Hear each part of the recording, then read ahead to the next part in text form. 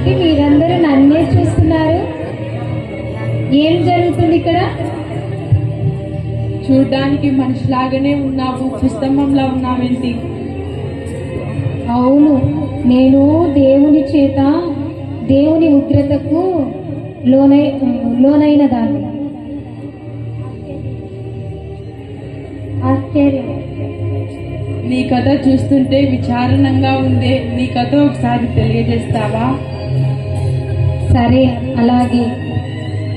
నేను బైబిల్లో చెప్పబడినటువంటి లోతు భార్యను. మా గురించి బైబిల్లో ఉంటుంది. మా ఊరు సొదొమ గొమొర్రా. దేవుడు ఆ పట్టణంలో ఉగ్రత వచ్చినప్పుడు దేవుడు ప్రేమించిన కుటుంబంగా 2 దేవదూతల్ని పంపించి మమ్మల్ని ఆ గ్రామం నుంచి బయటికి తీసుకొని వస్తున్నాడు. కానీ నేను మాత్రం లోకం వైపు చూసి ఇలా దేవుడు ఏం చెప్పాడంటే వెనక్కి తిరిగి చూడకుండా వెళ్ళిపో అన్నాడు. కానీ అక్కడ ఉన్న ఆస్తి మీద, డబ్బుల మీద, ధనం మీద నాకు వ్యామోహం ఎక్కువైపోయి లోకం వైపు చూసి వెనక్కి తిరిగి చూశాను.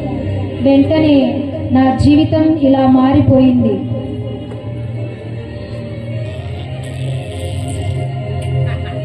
అవును, నువ్వేంటి ఇలాంక నుంచి చూస్తున్నాను? బిల్లె పట్టుకొని అలాగే నిలబడ్డా. నేను బైబిల్లో చెప్పబడిన ఇస్సాకు భార్య అయిన రిబ్కాను. నా పేరుకు అర్థం నికుండ, రిబ్కా అంటే కుండ. నేను అనుకోకుండా ఒక సమయంలో అనుకోకుండా బావి దగ్గరికి వెళ్ళినప్పుడు ఒక ప్రయాణికుడు అక్కడ నీటి దగ్గర ఉండేవాడు. అతడి దాహం తీర్చడమే కాకుండా అతని ఒంటెలను వాటికి కూడా దాహం తీర్చాను. దేవుడు నాపై చిత్తం చూపించినాడు. కావున ఇస్సాకు ఆ ప్రయాణికుడు యాజకుడు కుమారుడైన ఇస్సాకుకు ఒక కన్యను వెతకడానికి వచ్చినప్పుడు దేవుని చిత్తమైతే నేను ఇస్సాకు భార్యను అయ్యాను.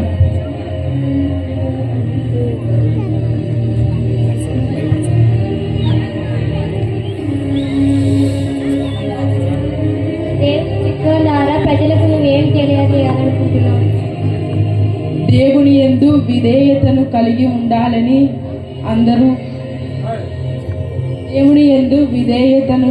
దేవుని పట్ల ప్రేమను, ఆయన చిత్తానికి అనుకూలంగా నడుచుకోవాలని కోరు.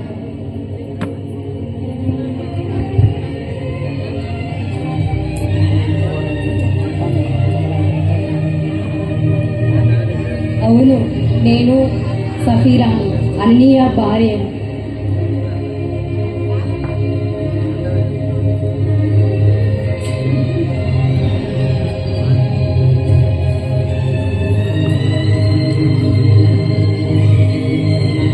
అపోస్తల కార్యంలో రాసి ఉంటుంది. అవును, చెప్పు. అల్లాడు పౌలు తన ఆస్తులను అమ్మి అపోస్తల పాదముల యొద్ద పెట్టారు. అలా మేము కూడా మా ఆస్తిని మా ఇల్లును అమ్మి కొద్దిగా దాచుకొని కొద్దిగా అపోస్తల పాదముల యొద్ద పెట్టాము.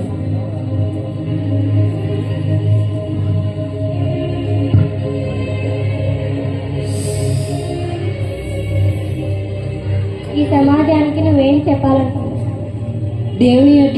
దేవుని ఎడల ప్రజల పట్ల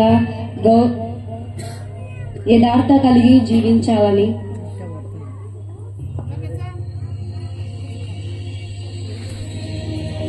మనిషి ఏం విత్తునో ఆ పంటనే కోయును. వింటుంటేనే చాలా భయంగా ఉంది.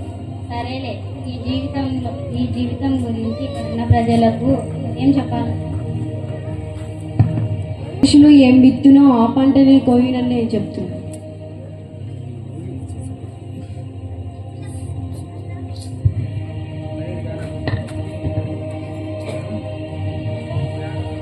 నువ్వేంటి నాలాగే ఆనందంగా కనిపిస్తున్నావు?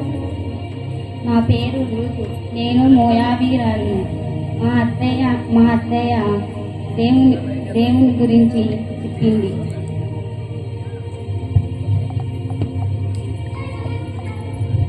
అవునా, నువ్వు దేవుని గురించి తెలుసుకున్నది ఇక్కడ ఉన్న వాళ్ళందరికీ ఒకసారి చెప్పు. అలాగే, తప్పకుండా. నా భర్త చనిపోయిన తర్వాత నా తల్లిదండ్రులను విడిచి మా అత్తయ్యతో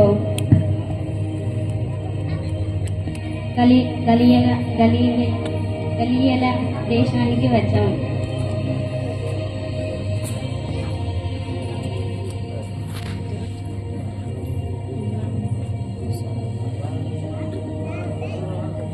చిగురింపజేశాడు నా ముని మనవడి దావీదు కుమారుడు.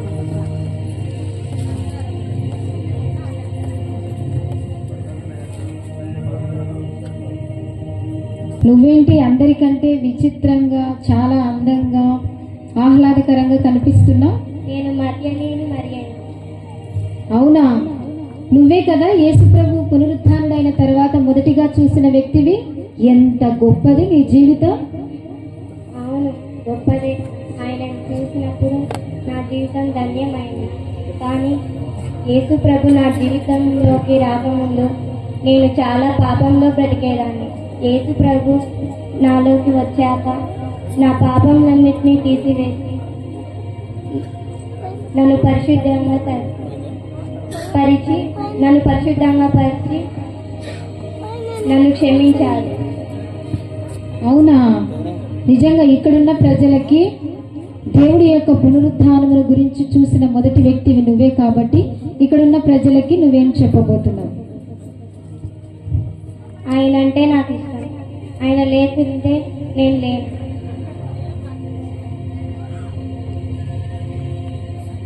ఇక్కడ జరిగిన సన్నివేశం ఏమిటంటే, వారి యొక్క వ్యక్తిగత జీవితాలలో